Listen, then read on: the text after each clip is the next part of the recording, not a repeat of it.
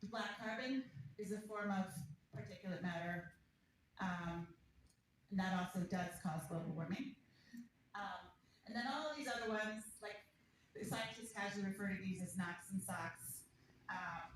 Nitrogens, they're more from industrial processes. Volatile organic compounds is what we talk about with plastic burning.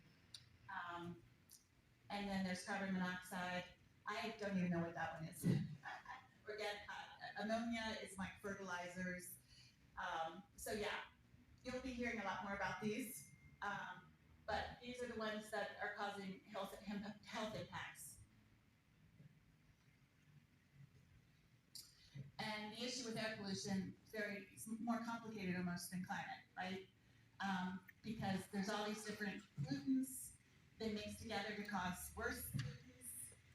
They're coming from the city, they're coming from outside the city, from water, open burning. It's a volatile mix. We call this and it's also lots of natural causes, or sources for air pollution as well. Like road dust, it's not natural, but road dust in Nairobi.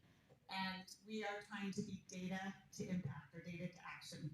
So we want the data not just to be for data's purpose or to know what the levels are, but to help us design better solutions with partners. Like we think that the best way to come to a city is to be very collaborative, to bring everyone together, and to build from what is already happening in the city, and to move forward. And I think the group actually voted. Maurice, you were part of that group, right? They voted and decided that to focus on transport vehicles and medical waste burning. I was at this hospital last week and took this picture. You can see the biomedical waste and other waste is all mixed up. And then there was organic waste that kind of in there. And then it's just sent to a really old-fashioned incinerator, just a chimney, and up into the atmosphere.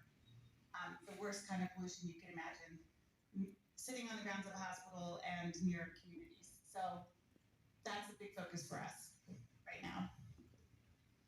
So media engagement, we also organized an event that you might have heard of or read about, the World Clean Air Day, which is in September every year. We had